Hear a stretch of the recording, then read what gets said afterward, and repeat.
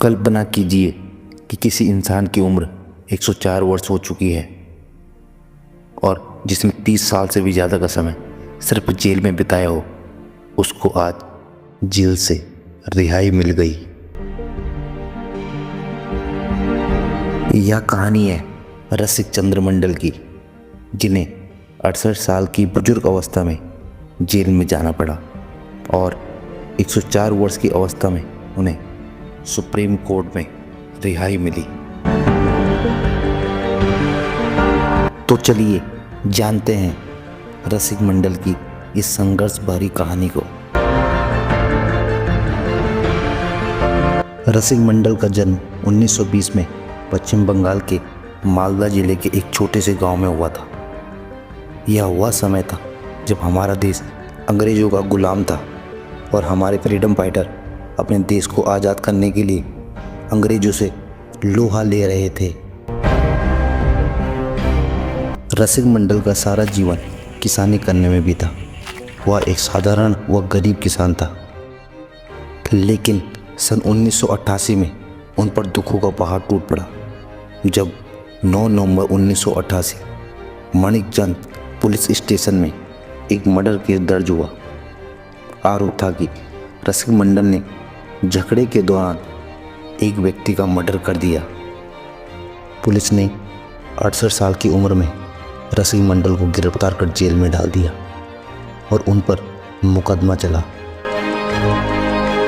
Court में रसिक मंडल पे 6 साल तक केस चला। 1 दिसंबर 1994 में अदालत ने रसिक मंडल को मर्डर का दोषी ठहरा दिया और उनको उम्र कैद की सज़ा सुना दी। उस समय रसिक मंडल की उम्र 74 साल की थी। ज़रा सोचिए कि 74 साल की बुजुर्ग अवस्था में जेल जाना उनके लिए कैसा महसूस कराया होगा। इसका अंदाज़ा आप खुद लगा सकते हैं। इसके बाद रसिक मंडल ने तुरंत इस फैसले के खिलाफ कलकत्ता हाई कोर्ट में अपील की। रसिक मंडल ने कोर्ट के फैसले के खिलाफ अपील तो तुरंत कर दी थी, लेकिन इसका फैसला आने में 24 साल का लंबा समय लग गया।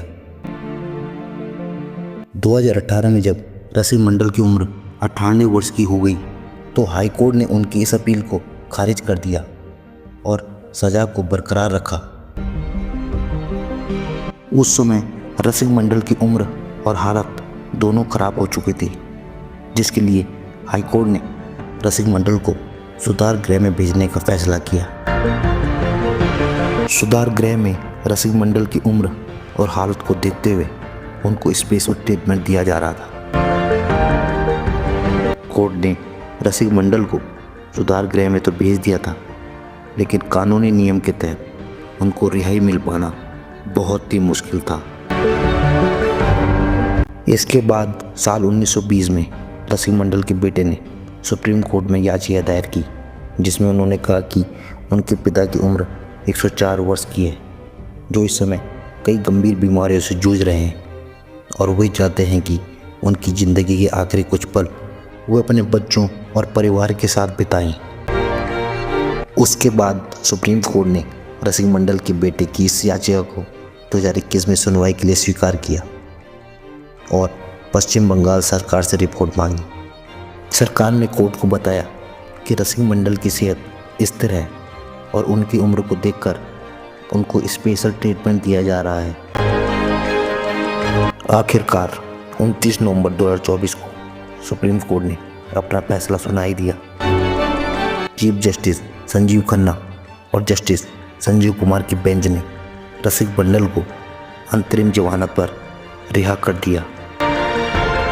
इसका मतलब था कि अब वे कोर्ट की शर्तों के साथ वे अपने परिवार के साथ रहेंगे और नियम के अनुसार यदि भविष्य में आवश्यकता हुई तो कोर्ट द्वारा इस केस को दोबारा खोला जा सकता है। ये थी रसिक मंडल की कहानी, जिनका सफ़र 1988 से 2024 तक जेल की काल कोठरी में बहुत संघर्षों के साथ बीता। आज 104 साल के रसिक मंडल अपने जीवन के आखिरी पल अपने परिवार के साथ बिता रहे हैं।